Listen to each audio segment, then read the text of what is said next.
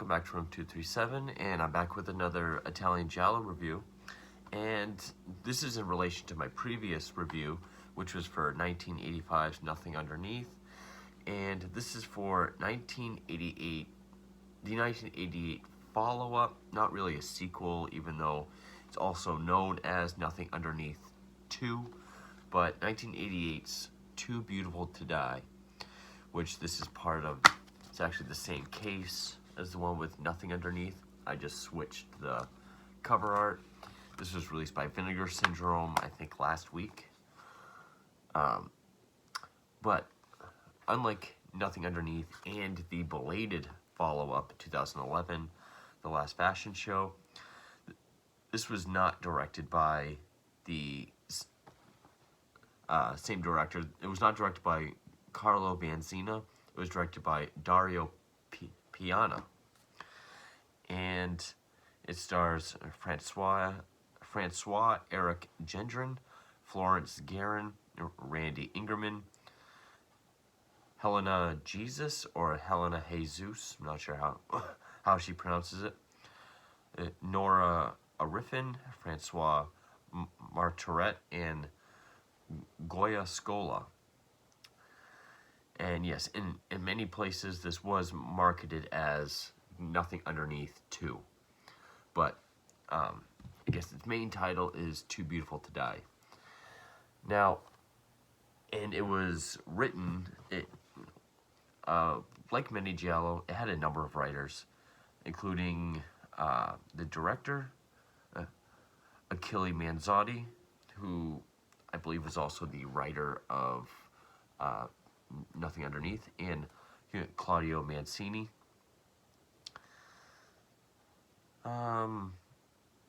Okay, and that's all it says right here. But yeah, I said in Nothing Underneath that it felt very much like a new wave 80s, almost like American Psycho type version of Giallo. Yeah, this one is way more 80s than that. In fact, it does feel more like a music video or like a fashion shoot. Well, first, after seeing this many Gialli, I mean, this is my 93rd Giallo review. I think my 137th or 8th Italian film overall. When it comes to sequels, they're not really sequels like over here, where it continues the same story with the same characters or related characters. Here, this is more like the duology of Emilio Miraglia's Evelyn duology, Luciano Ercoli's Death Walks Twice duology, and Dallamano's Schoolgirls in Peril trilogy, where it's just similar thematic elements in different films. That being said, I think this one is the closest to its predecessor than any of those other duologies or that trilogy. I mean, many of them are very close, have almost the same story. This one has almost the same events, like the same setup. There's, a party, opens up with a party with all the females, which instead of like magazine models, these are models / dancers that are being shot in some sort of video. I don't know if it's a music video or a very bad movie or even a commercial involving these sort of intricately made ornamental hook blades where they're dressed like warriors, which that I'll get into.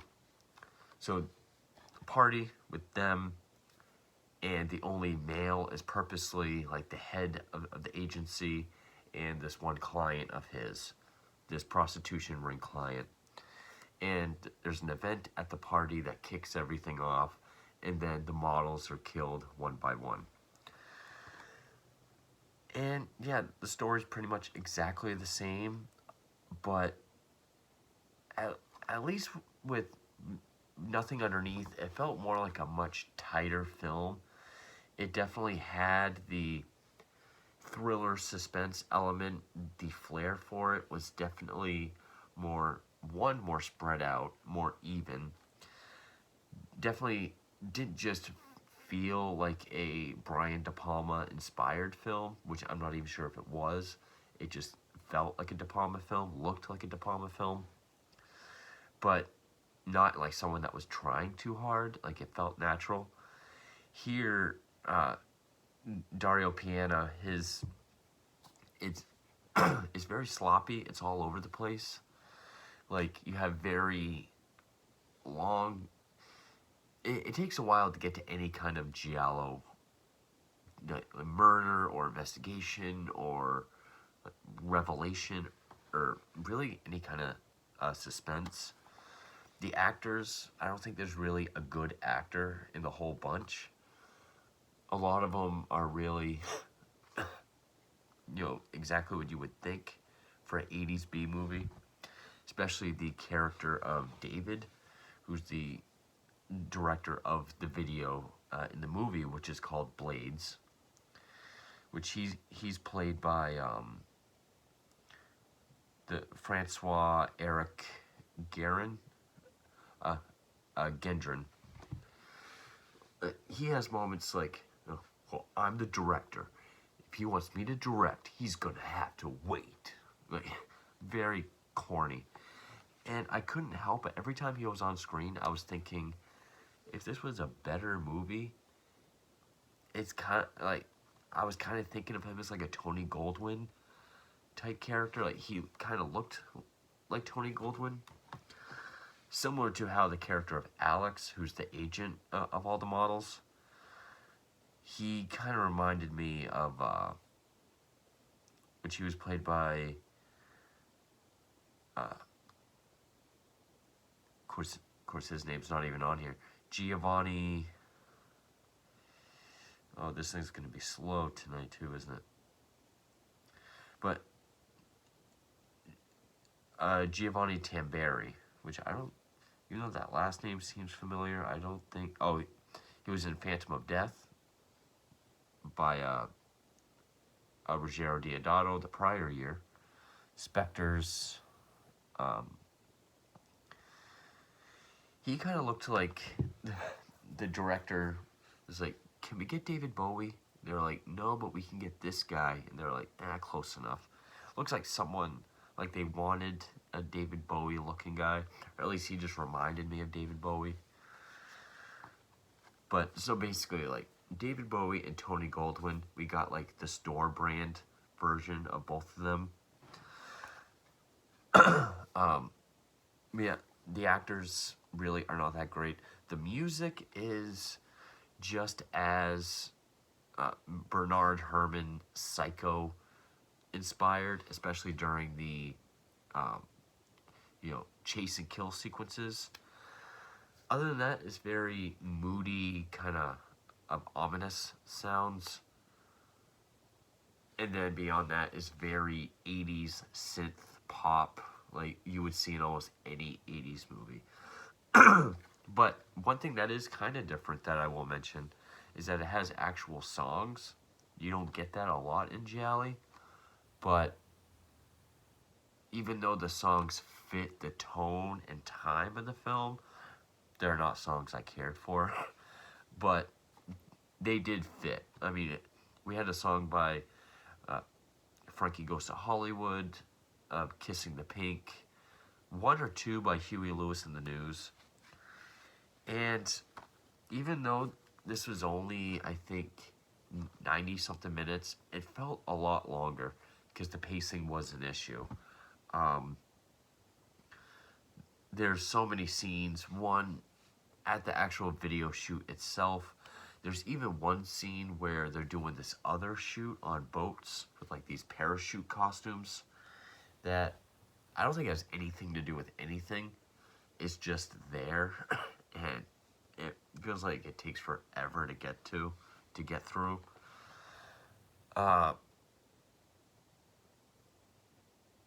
The red herrings are not as well set up as in Nothing Underneath. In fact, we don't even really get to like a red herring up until the third act of the film, and even by then, it's trying to set up another person at the same time. Like, it puts two people inside your head, and then by the time the scene ends, you're left with one. There was one really good, well shot, well executed kill scene, and that was the one that was up in the rafters. That was one that had good music behind it. It was shot very well. It was very much an Argento, thematic, cinematic kind of kill scene that looked great. I will say the look of the killer was kind of creepy, even though we really don't get to see the killer up until moments before the reveal. This black hooded robe with the generic fashion model mask with sunglasses. From a distance, it looks kind of creepy. And yeah, the characters really are not interesting. And a lot of the story was exactly the same as Nothing Underneath. The party at this one, you do have some silly moments where it tries to add style, but what they're showing isn't really that interesting, which is when this one character moves in with another one. And we get the slow motion montage of them becoming close friends. Which I was like, it's slow motion, it's this very beautiful, lovely sounding music. But it's like, is this going to turn into like a single white female type movie? Yeah, only for one of those characters to get killed off shortly after.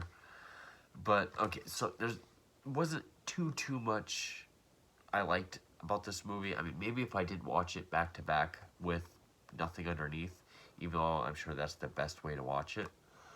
Like Nothing Underneath, I know this has its following. It has its fans, and I know people who really like 80s Giallo, or when it comes to 80s Giallo, they're a big fan of this. I full-heartedly will choose Nothing Underneath over this.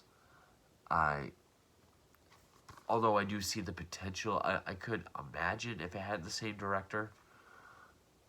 Just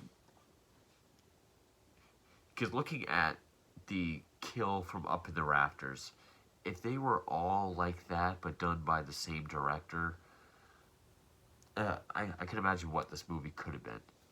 But so it opens up with this party where we have, okay, so there's Lauren. There was like 4 or 5 girls, the agent, and his client, his prostitution client.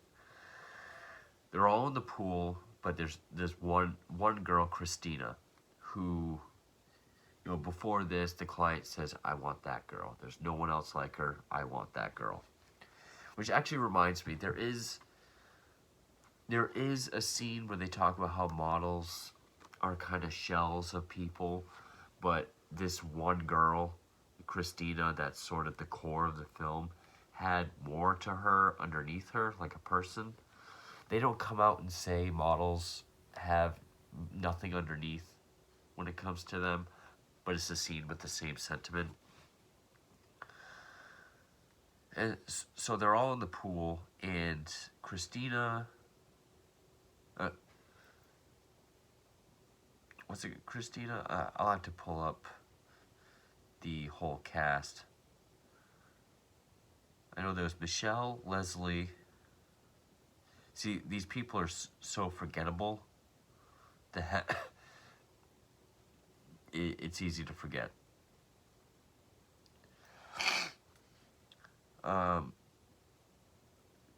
Okay, Melanie was the girl that comes in later. So there's Lauren, Michelle, Leslie, Sylvia,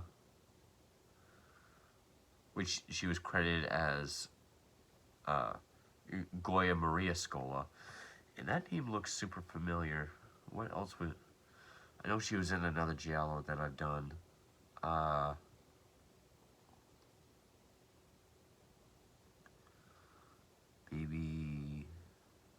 not. She was in a movie called Evil Senses that I've heard of. Conquest, which I believe is a Fulci film. Alright, maybe not. But anyway, so yeah, Sylvia, Leslie, Michelle, Lauren. So the 4 girls, and then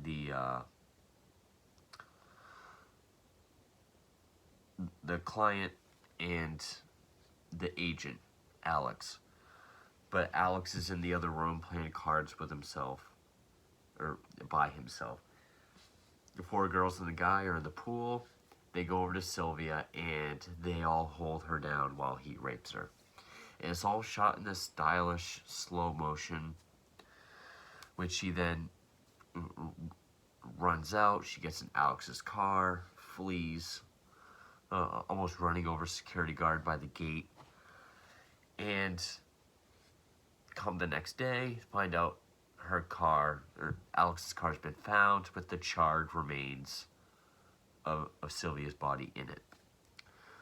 Now, and then later on, we find out, because there's a scene where this guy, I'm guessing he's in forensics, has this program that can like 3D like rebuild the skull that they found exactly as is, and they find a 22 caliber bullet hole that lines up something like this. So that's when they realize, okay, it wasn't an accident, it was murder. And at the same time, David takes on this other dancer named Melanie, played by Florence Guerin. And each one of the girls are killed off one by one. I mean, I think the first one was Leslie, because when they hire Melanie, she moves in with Leslie, because Sylvia was Leslie's roommate. And not only are all the performances bad, but the dialogue is very hammy as well.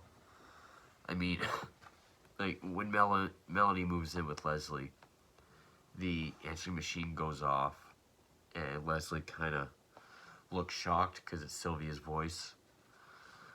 And Melanie says something about, like, well, there's still something to Sylvia's that the police haven't taken. She's like, how'd you know it was Sylvia? And she tells her, I just had to look at your face. You looked like you saw a ghost. And the dialogue in the performance is literally like, oh, I thought I was losing my mind for a second. Like, over the top cheesy. And they slowly start to figure out that, oh, someone from that night knows what we did, and they're coming after us, and they want revenge.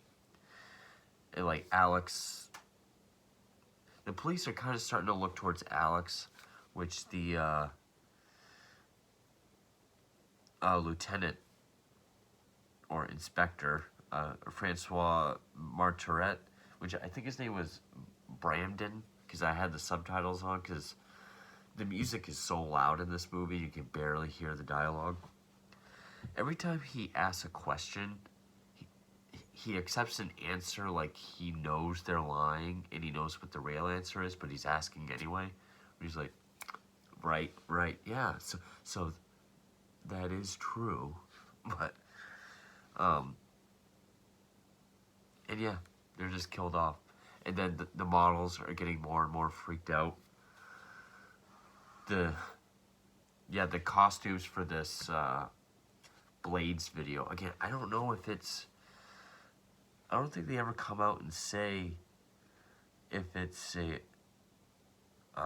also, Alex, he wasn't playing cards. I remember, he's playing this computer porno game that, look up Atari porno games, because that's exactly what it looks like.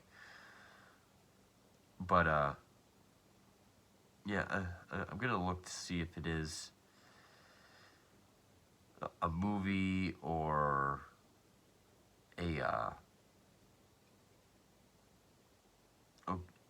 filming a music video for, it says for a Frankie Goes to Hollywood song. I think it's just 2 A Frankie Goes to Hollywood song, even though it's called uh, Warriors of the Wasteland. Yeah, they've got like the rest, like the boxing headgear on, the football shoulder pads, their typical like spandex unitards or whatever, and then those hook bladed ornamental knives. And of course, in typical Giallo fashion or logic, one of the girls, I think it's Leslie, there's a part in the video where she gets put in an Iron Maiden, where all the rubber blades, one was switched out with a real steel one, and she gets it right in the throat.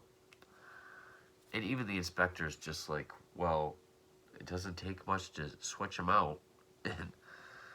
And yet they still continue shooting. And then David and Melanie start to hook up.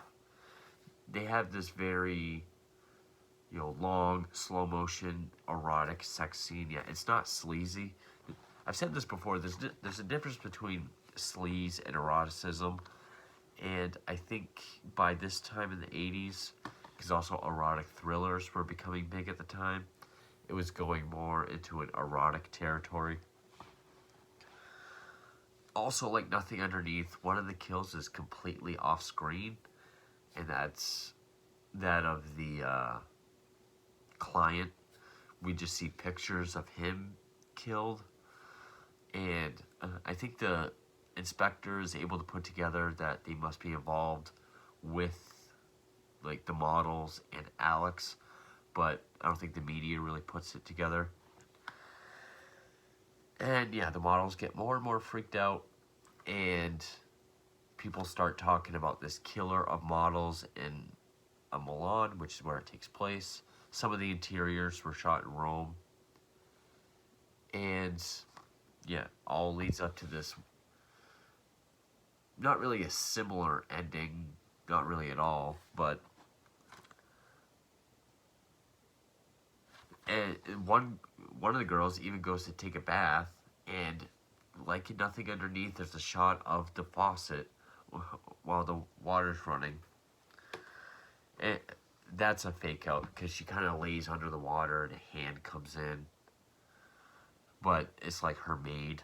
So there's one fake out.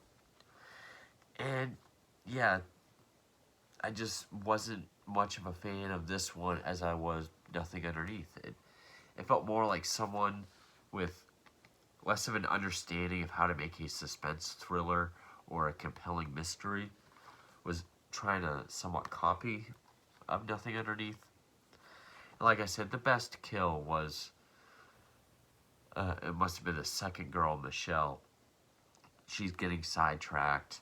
She's not performing well during the video shoots. She has to go back for something after the studio closes.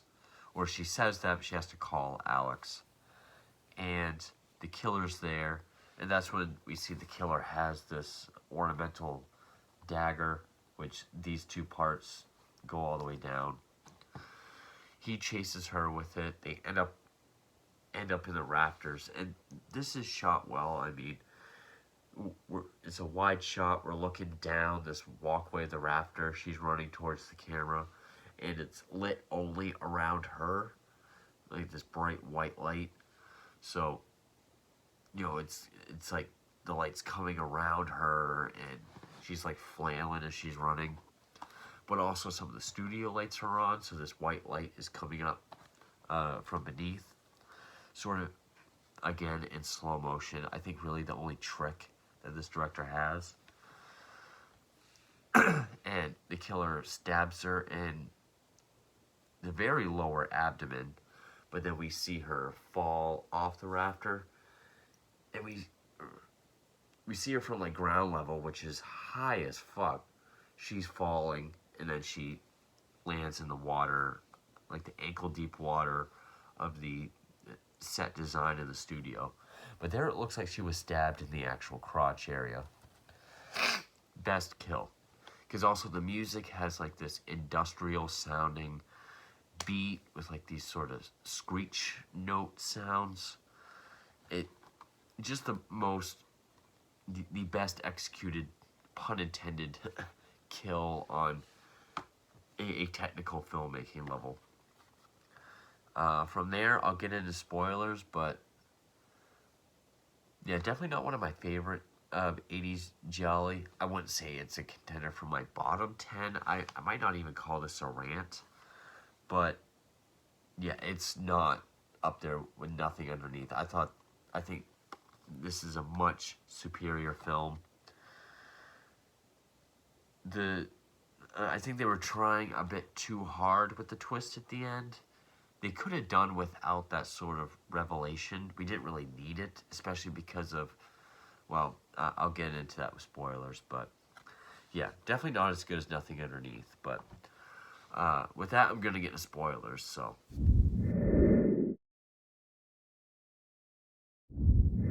after Michelle is killed in the rafters, Lauren, the only one that's left from that night, she sees about it on the news, starts freaking out, and calls Alex.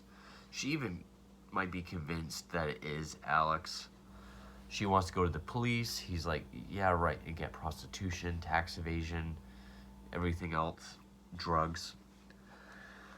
So that's when she goes to David's house. She trusts him.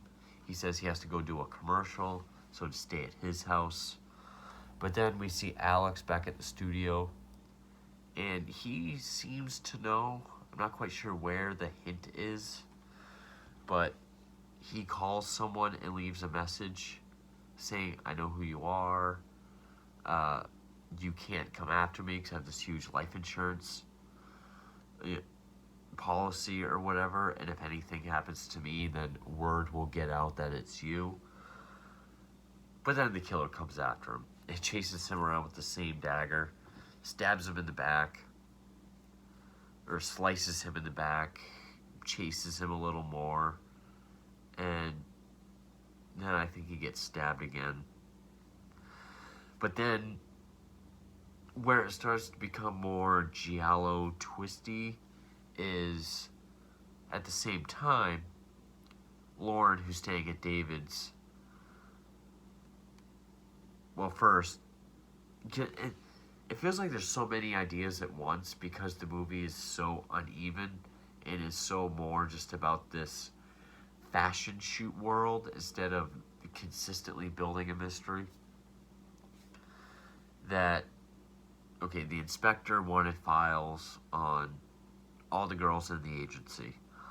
Also, at the crime scene of Alex, there was something about one of the photography lights being knocked over or turned away.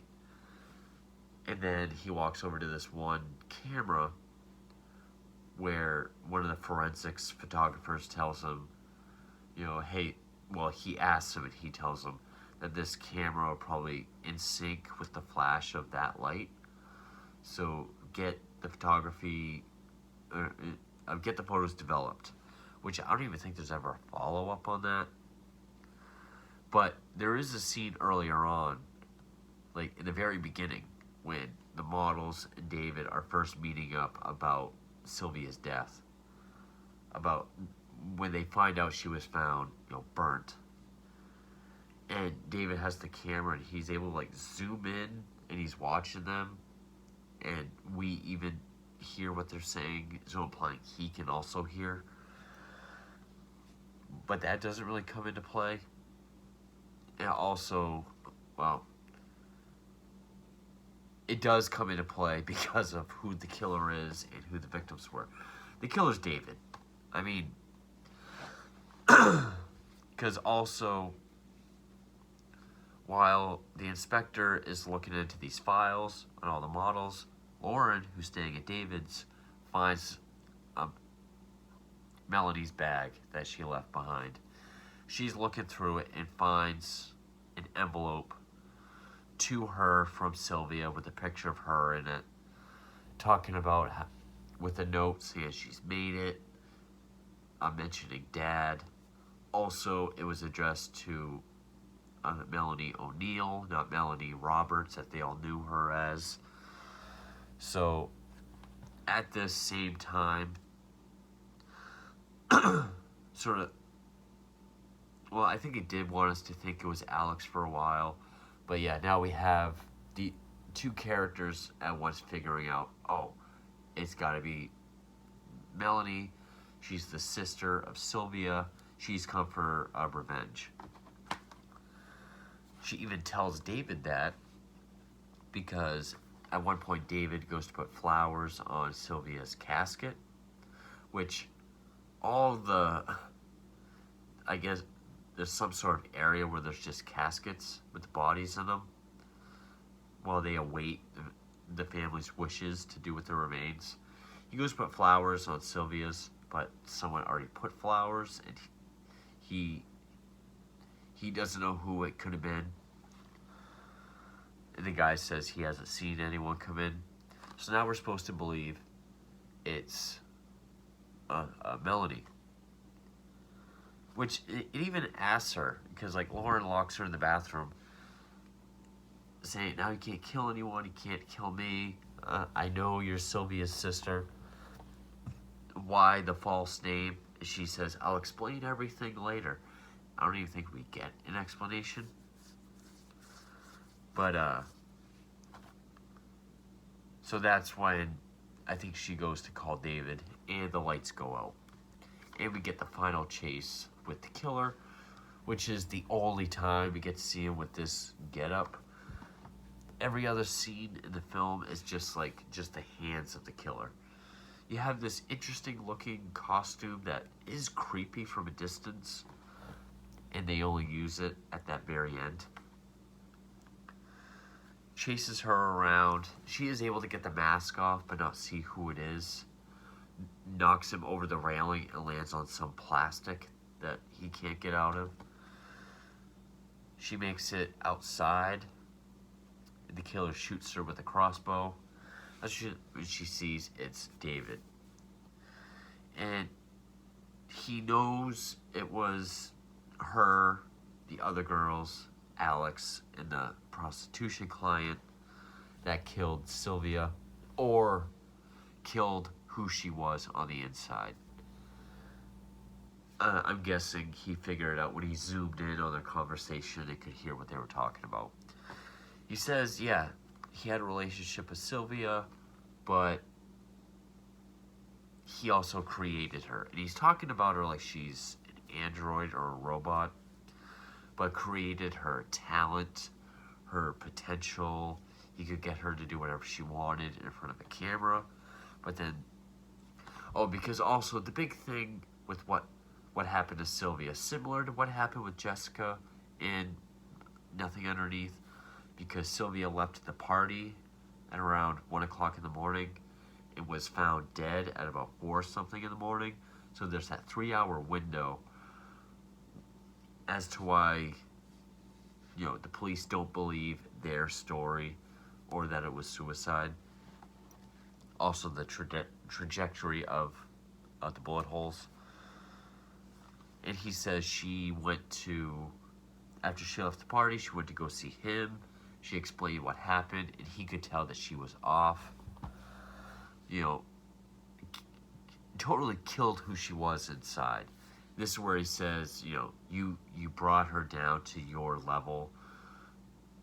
She was above a model, and you brought her down to your level, just being a shell. Pretty much, without saying, she now has nothing underneath, but kind of saying the same thing. So that's when he just killed her. He, killed his creation, I guess.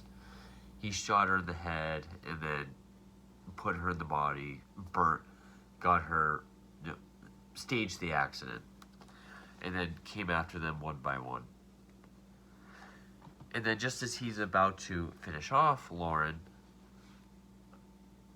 Melanie walks up, and as he's looking at her, he sees Sylvia. I'm guessing it's because she's wearing similar clothes. And, he keeps, it stops him for a moment. And then just as, and he even believes it is Sylvia, because he's like, you're dead, I killed you. He goes to shoot her, and then he's shot from behind. the lieutenant showed up. And of course, he gets shot in slow motion because it has to be slow motion again. He falls, and credits. And yeah, I mean, I think this movie tried to take on the 80s erotic thriller style that De Palma was perfecting, and doing its own version of that, like Nothing Underneath did, but they just didn't have a good enough director. I think it focused too much on the fashion world, and even for a movie that focuses a lot on the characters, like I said, those portions where it shows Lauren and Leslie, how they move in together and form a friendship, still don't know much about them as characters. They don't have much character development or anything. And just very little actual jolly moments, and not much about a mystery. Yeah. Kind of, and for a movie that is so similar in plot points and everything to its predecessor, or a sequel that's so similar, it's a far inferior film. I wasn't very big on it. And so many different things with the music. I mean, even though I don't like the new wave pop songs, they fit the tone of the film. Even the 80s synth pop score, which I didn't want to get the name of the guy that did the score.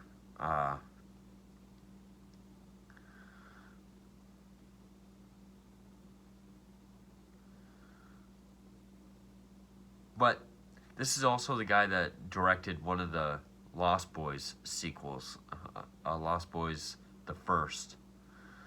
There's also songs by Toto.